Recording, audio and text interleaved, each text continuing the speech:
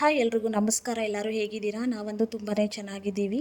So ಇಲ್ಲಿ ನಾನು ನುಗ್ಗೆ ಸೊಪ್ಪಿನ ಚಟ್ನಿ ಪುಡಿ ಮಾಡಿಕೊಂಡೆ. ಸೊ ನಿಮ್ಮ ಹತ್ರ ಕೂಡ ಶೇರ್ ಮಾಡ್ಕೊಳ್ಳೋಣ ಅಂತ ಹೇಳ್ಬಿಟ್ಟು ನಾನಿಲ್ಲಿ ರೆಡಿ ಮಾಡಿಕೊಂಡೆ.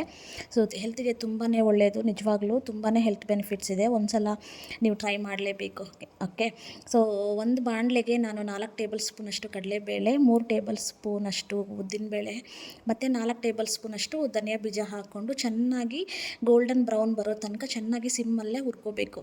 ಸೊ ಅದಾದಮೇಲೆ ನಾವು ಚೆನ್ನಾಗಿ ಸ್ವಲ್ಪ ಟೈಮ್ ಹಿಡಿಯುತ್ತೆ, ಪೇಷನ್ಸಿಂದ ಮಾಡ್ಕೋಬೇಕು. ಸೊ ಇದನ್ನು ಚೆನ್ನಾಗಿ ಹುರ್ಕೊಂಡು ನಾನು ಗುಂಟೂರು ಮೆಣಸಿನ್ಕಾಯಿ ಒಂದು 20 ಮೆಣಸಿನ್ಕಾಯಿ ತೊಗೊಂಡಿದ್ದೀನಿ, ಒಣಮೆಣಸಿನ್ಕಾಯಿ. ಅದನ್ನು ಕೂಡ ಸೇರಿಸ್ಕೊಂಡು ಸ್ವಲ್ಪ ಕಲರ್ ಬರೋ ತನಕ ಚೆನ್ನಾಗಿ ಇದನ್ನು ಎಣ್ಣೆಯಲ್ಲಿ ಸ್ವಲ್ಪ ಎಣ್ಣೆ ಹಾಕಿಬಿಟ್ಟು ಚೆನ್ನಾಗಿ ಇದನ್ನು ಹುರ್ಕೋಬೇಕು. ಸೊ ಇದನ್ನು ಆರಕ್ಕೆ ಎತ್ತಿಟ್ಕೊಂಡ್ಬಿಟ್ಟೆ. ಸೊ ಅದಕ್ಕೆ 1 ಟೇಬಲ್ ಸ್ಪೂನಷ್ಟು ಎಣ್ಣೆ ಹಾಕಿಬಿಟ್ಟು 4 ಕಪ್ಪಷ್ಟು ನಾನು ನುಗ್ಗೆ ಸೊಪ್ಪು ತೊಗೊಂಡಿದ್ದೀನಿ, 1 ಕಪ್ಪಷ್ಟು ನಾನು ಕರಿಬೇವು ತೊಗೊಂಡಿದ್ದೀನಿ. ಓಕೆನಾ. ಎರಡೂ ಕೂಡ ತುಂಬಾ ಒಳ್ಳೆಯದು ಹೆಲ್ತ್ಗೆ. ಸೊ ಹಾಗಾಗಿ ನಾನಿಲ್ಲಿ ಎರಡನ್ನೂ ಆ್ಯಡ್ ಮಾಡಿಕೊಂಡು ಚೆನ್ನಾಗಿ ಸಿಮ್ಮಲ್ಲಿ ಇಟ್ಕೊಂಡು ಎಲೆ ಸ್ವಲ್ಪ ಈ ಥರ ಮುರಿಯೋ ತನಕ ಚೆನ್ನಾಗಿ ಎಣ್ಣೆಯಲ್ಲೇ ಚೆನ್ನಾಗಿ ಹುರ್ಕೋಬೇಕು. ಸೊ ಅದಾದಮೇಲೆ ಒಂದು ಮಿಕ್ಸಿ ಜಾರ್ಗೆ ನಾವೇನು ಆರಕ್ಕಿಟ್ಟಿದ್ವಿ ಸೊ ಅದನ್ನು ಆ್ಯಡ್ ಮಾಡಿಕೊಂಡು ತರಿಯಾಗಿ ಇದನ್ನು ಫಸ್ಟು ರುಬ್ಕೊಬಿಡಿ. ಸೊ ಇದನ್ನು ಫಸ್ಟು ಮಿಕ್ಸಿಗೆ ಹಾಕ್ಕೊಂಬಿಡಿ ತರಿಯಾಗಿ. ಆಮೇಲೆ ನಾವು ನುಗ್ಗೆ ಸೊಪ್ಪನ್ನ ಸೇರಿಸ್ಕೊಂಡು ಅದಕ್ಕೆ ಉಪ್ಪು, ಅರಿಶಿನ, ಸ್ವಲ್ಪ ಹುಣಸೆ ಹಣ್ಣು ಹಾಕ್ಕೊಂಡು ಚೆನ್ನಾಗಿ ತರಿಯಾಗಿ ಒಂದು 2-3 ಸಲ ಮಿಕ್ಸಿಗೆ ಹಾಕ್ಕೊಂಡ್ರೆ ನಮಗೆ ರುಚಿಯಾದ ನುಗ್ಗೆ ಸೊಪ್ಪಿನ ಪುಡಿ ರೆಡಿನೇ ಆಗೋಗ್ಬಿಡುತ್ತೆ. ಟ್ರಸ್ಟ್ ಮೀ, ಹೆಲ್ತ್ಗೆ ತುಂಬಾ ಒಳ್ಳೆಯದು. ಒಂದು ಸಲ ನೀವು ಟ್ರೈ ಮಾಡಲೇಬೇಕು. ದೋಸೆ ಜೊತೆಗೆ, ಇಡ್ಲಿ ಜೊತೆಗಂತೂ ಹೇಳಿ ಮಾಡಿಸಿದ ರೆಸಿಪಿ ಇದು. ಸೊ ಹೆಲ್ತ್ಗೆ ಕೂಡ ತುಂಬಾ ಒಳ್ಳೆಯದು. ಸೊ ಈ ಥರ ಪುಡಿ ರೆಡಿನೇ ಆಗೋಯಿತು, ಬೇಗನೆ ಆಗೋಗ್ಬಿಡುತ್ತೆ, ಸ್ವಲ್ಪ ಪೇಷನ್ಸಿಂದ ಮಾಡ್ಕೋಬೇಕು. ಸೊ ನೋಡಿ, ಈ ಥರ ನಾನೊಂದು ಜಾರ್ಗೆ ಹಾಕ್ಕೊಂಡು ಇಟ್ಕೊಂಡ್ಬಿಟ್ಟೆ. ಸೊ ನಮಗೆ ಇಡ್ಲಿಗೆ, ದೋಸೆಗೆಲ್ಲ ಬೇಕೇ ಬೇಕು. ಸೊ ತುಪ್ಪ ಹಾಕ್ಕೊಂಡು ನಾವು ಇದನ್ನು ತಿನ್ಕೊತೀವಿ. ಅದಾದಮೇಲೆ ನಾವು ಡ್ರೈ ಫ್ರೂಟ್ ಶಾಪ್ಗೆ ಹೋದ್ವಿ. ಸೊ ಸಂಜೆ ಹಾಗೆ ಡ್ರೈ ಫ್ರೂಟ್ಸ್ ಎಲ್ಲ ಖಾಲಿ ಆಗೋಗಿತ್ತು. ಸೊ ಹಾಗಾಗಿ ಹೋಗಿ ತೊಗೊಂಬರೋಣ ಅಂಥೇಳಿ ನಾವು 3 ಜನ ಹೊರಟ್ವಿ.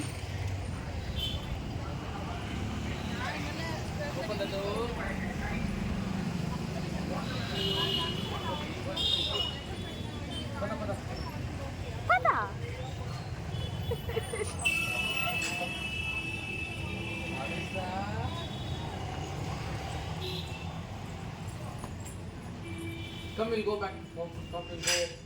Come. ಜಲ್ಲಿ Let's go. Charvi, we'll go home. Bye. Come. No, sir. This one. No. Uncle, Korta. Uncle. Come, we'll see chocolates.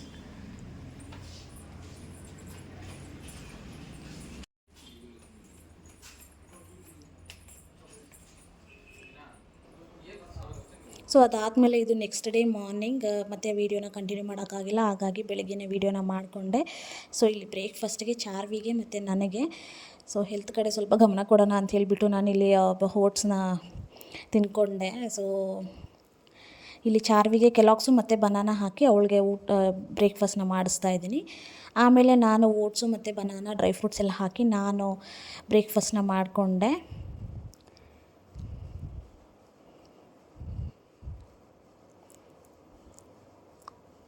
ನೋಡಿ, ಇದು ನನ್ನ ಬ್ರೇಕ್ಫಾಸ್ಟು. ಸೊ ಬೇಗನೆ ಮಾಡ್ಕೊಂಡ್ಬಿಟ್ಟೆ, 9 o'clockಗೆಲ್ಲ ಬ್ರೇಕ್ಫಾಸ್ಟ್ ಮುಗಿಸ್ಕೊಂಡೆ ಕೆಲಸ ಇದ್ದಿದ್ದರಿಂದ. ಸೊ ಅವಳು ಟಿ ವಿ ನೋಡಿಕೊಂಡೆ ಬ್ರೇಕ್ಫಾಸ್ಟ್ ಮಾಡಿದ್ಲು. ಸೊ ನಾನು ಹಾಗೆ ಅವಳನ್ನ ನೋಡಿಕೊಂಡು ಅವಳಿಗೆ ಬ್ರೇಕ್ಫಾಸ್ಟ್ ಮಾಡಿಸೋದೇ ಒಂದು ದೊಡ್ಡ ಕೆಲಸ. ಸೊ ತಿಂತಾಳೆ, ಅದೇನು ಕಾಟ ಏನು ಕೊಡಲ್ಲ, ಟೇಸ್ಟಿಯಾಗಿರಬೇಕು ಅಷ್ಟೇ. ಸೊ ಅವಳಿಗೆ ಬ್ರೇಕ್ಫಾಸ್ಟ್ ಮಾಡಿಕೊಂಡು ನಾನು ಹಂಗೆ ಅವಳಿಗೆ ನೈಲ್ಸ್ ತುಂಬಾ ಬಂದುಬಿಟ್ಟಿತ್ತು. ಸೊ ಹಾಗಾಗಿ ಒಳ್ಳೆ ನೈಲ್ಸ್ ಕಟ್ ಮಾಡೋಣ ಅಂಥೇಳಿ ನಾನು ಹಾಗೆ ಅವಳಿಗೆ ಬ್ರೇಕ್ಫಾಸ್ಟ್ನ ಮಾಡಿಸ್ಬಿಟ್ಟು ಅವಳಿಗೆ ಹಾಗೆ ನಾನು ನೈಲ್ಸ್ನ ಕಟ್ ಮಾಡಿದೆ. ಸೊ ಹರೀಶ್ ಏನು ಬ್ರೇಕ್ಫಾಸ್ಟ್ ಮಾಡಿರಲಿಲ್ಲ. ಸೊ ಒಂದೇ ಸಲ ಲಂಚ್ ಮಾಡಿಬಿಡೋಣ ಅಂಥೇಳಿ ಹರಿಬರಿಯಲ್ಲಿ ಅವರು ಹೋಗಬೇಕು ಅಂತ ಹೇಳಿದರು.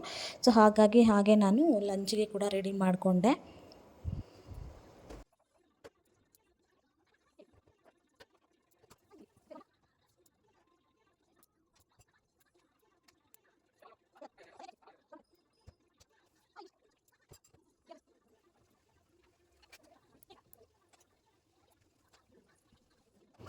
ಹಾಗೆ ವಾಷಿಂಗ್ ಮಿಷಿನ್ ಅವರು ಬಂದಿದ್ದರು, ನಮ್ಮದು ಸರ್ವಿಸ್ ಇತ್ತು. ಸೊ ಮಂತ್ಲಿ ಸರ್ವಿಸ್ ಇರುತ್ತಲ್ವ, ಸೊ ಅದನ್ನು ಮಾಡೋಕ್ಕೆ ಇವರು ಹರೀಶ್ ಅವ್ರು ಕಾಲ್ ಮಾಡಿದ್ರು ಅವ್ರಿಗೆ ಬನ್ನಿ ಅಂತ ಹೇಳಿಬಿಟ್ಟು. ಸೊ ಹಾಗಾಗಿ ಅವರು ಕೂಡ ನನಗೆ ಎಕ್ಸ್ಪ್ಲೇನ್ ಮಾಡ್ತಿದ್ರು ಯಾವ ಥರ ಕ್ಲೀನ್ ಮಾಡ್ಕೋಬೇಕು ಅಂಥೇಳಿ. ಸೊ ಅದನ್ನು ಕೂಡ ವೀಡಿಯೋ ಮಾಡಿಕೊಂಡೆ.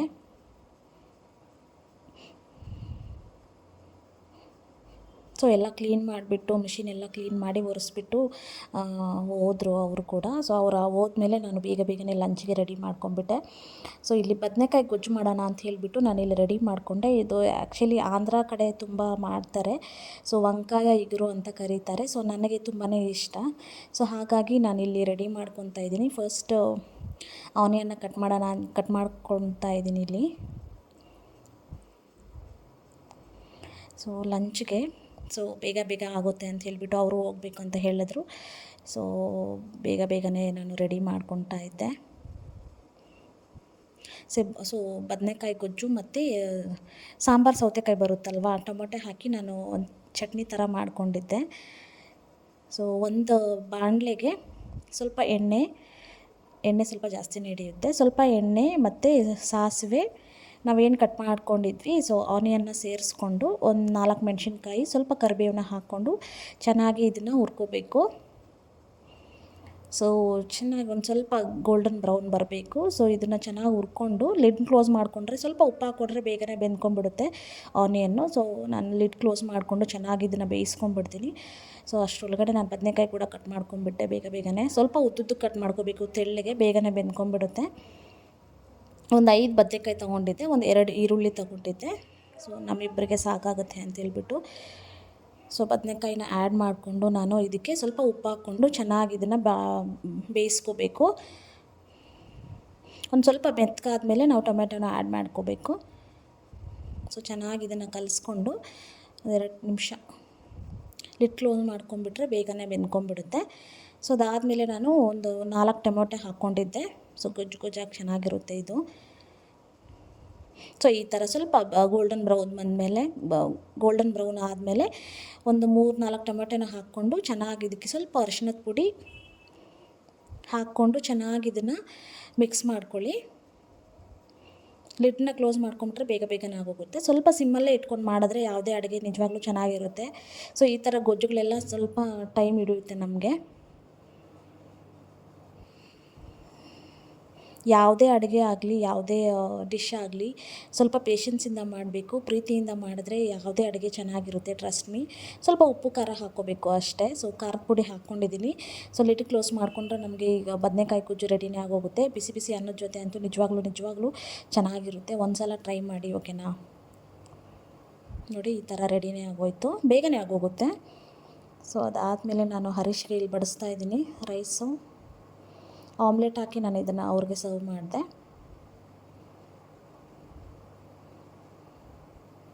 ಅಷ್ಟೊತ್ತಿಗೆ ಚಾರ್ವಿ ಕೂಡ ಅಡುಗೆ ಮಾಡಿಟ್ಬಿಟ್ಟಿದ್ದೆ. ಅವಳು ಕೂಡ ಎದ್ದೊಳಿದ್ಲು ಅವರಪ್ಪ ಹೋದ್ಮೇಲೆ. ಸೊ ಅವಳಿಗೂ ಊಟ ಮಾಡಿಸ್ಕೊಂಡು ನಾನು ನೆನ್ನೆ ಏನು ಚಟ್ನಿ ಪುಡಿ ಮಾಡ್ಕೊಂಡಿದ್ದೆ ಅದನ್ನು ಇವತ್ತು ಟೇಸ್ಟ್ ಮಾಡಿದೆ. ಟ್ರಸ್ಟ್ ಮೀ, ತುಪ್ಪ ಹಾಕ್ಕೊಂಡು ತಿಂದೆ, ನಿಜವಾಗ್ಲೂ ತುಂಬಾ ಚೆನ್ನಾಗಿತ್ತು. ನನಗಂತೂ ತುಂಬ ಇಷ್ಟ ಆಯಿತು. ಒಂದು ಸಲ ಟ್ರೈ ಮಾಡಿ. ಸೊ ಅವಳಿಗೂ ಊಟ ಮಾಡಿಸ್ದೆ. ಅವಳಿಗೆ ಸೊಪ್ಪು ಹಾಕಿ ದಾಲ್ ಹಾಕಿ ಮಾಡಿದ್ದೆ. ಸ್ಕ್ರ್ಯಾಂಬಲ್ಡ್ ಎಗ್ ಹಾಕಿ ಅವಳಿಗೆ ಊಟ ಮಾಡಿಸಿದ್ದಾದಮೇಲೆ ನಾನು ಊಟ ಮಾಡಿಕೊಂಡೆ. ಸೊ ನೆನ್ನೆ ಚಟ್ನಿ ಪುಡಿ ಮಾಡಿಬಿಟ್ಟು ಹೋಗಿದ್ದೆ, ನೆನ್ನೆ ಟೇಸ್ಟ್ ಮಾಡೋಕ್ಕಾಗಿಲ್ಲ. ಸೊ ಹಾಗಾಗಿ ಇವತ್ತು ನೆಕ್ಸ್ಟ್ ಡೇ ಆಫ್ಟರ್ನೂನ್ ಹಾಗೆ ನಾನು ಬಿಸಿ ಅನ್ನದ ಜೊತೆಗೆ ಆ ಪುಡಿನ ಹಾಕ್ಕೊಂಡು ಸ್ವಲ್ಪ ತುಪ್ಪ ಹಾಕ್ಕೊಂಡು ಟೇಸ್ಟ್ ಮಾಡಿದೆ. ನಿಜವಾಗ್ಲೂ ಎಷ್ಟು ಚೆನ್ನಾಗಿತ್ತಂದರೆ ನನಗಂತೂ ತುಂಬಾ ಇಷ್ಟ ಆಗೋಯಿತು. ಸೊ ದೋಸೆ ಮೇಲೆ ಇಡ್ಲಿ ಜೊತೆಗೆ ತುಪ್ಪ ಹಾಕ್ಕೊಂಡು ಒಂದು ಸ್ವಲ್ಪ ಇದನ್ನು ಪುಡಿ ಹಾಕ್ಕೊಂಡ್ರೆ ನಮ್ಮ ಹೆಲ್ತ್ಗೂ ಕೂಡ ತುಂಬಾ ಒಳ್ಳೆಯದು. ಸೊ ಇದನ್ನು ಡೈಲಿ ಸೇವಿಸ್ಬೋದು, ಏನೂ ತೊಂದರೆ ಆಗಲ್ಲ. ಸೊ ಯಾವುದೇ ಥರ ನಾವೇನು ಎಕ್ಸ್ಟ್ರಾ ಏನೂ ಹಾಕಿಲ್ಲ ಅಲ್ವಾ. ಸೊ ಹಾಗಾಗಿ ಒಂದು ಸಲ ನೀವು ಕೂಡ ಮಾಡ್ಕೊಂಡು ಡೈಲಿ ಸೇವಿಸಿದ್ರೆ ತುಂಬಾ ಹೆಲ್ತ್ಗೆ ಒಳ್ಳೆಯದು. ಸೊ ಇಲ್ಲಿ ನಾನು ಟೇಸ್ಟ್ ಮಾಡೋಣ ಅಂತ ಹೇಳಿ ಸ್ವಲ್ಪ ರೈಸ್ ತೊಗೊಂಡೆ. ಸೊ ಇದ್ರ ಜೊತೆಗೆ ತುಪ್ಪ ಹಾಕ್ಕೊಂಡು ತಿಂತಾಯಿದ್ದೀನಿ. ನನಗಂತೂ ತುಂಬಾ ಇಷ್ಟ ಆಗೋಯಿತು. ಸೊ ನಮ್ಮ ಮನೆಯವರೆಲ್ಲರಿಗೂ ಇಷ್ಟ ಆಯಿತು. ಸೊ ಈ ಥರ ನಾನು ಲಂಚನ್ನ ಮುಗಿಸ್ಕೊಂಡೆ. ಸೊ ಇದಾಗಿತ್ತು ಇವತ್ತಿನ ವೀಡಿಯೋ. ಸೊ ನೆಕ್ಸ್ಟ್ ವೀಡಿಯೋದಲ್ಲಿ ಮತ್ತೆ ಸಿಗ್ತೀನಿ. ಅಲ್ಲಿವರೆಗೂ ನಮಸ್ಕಾರ, ಬಾಯ್.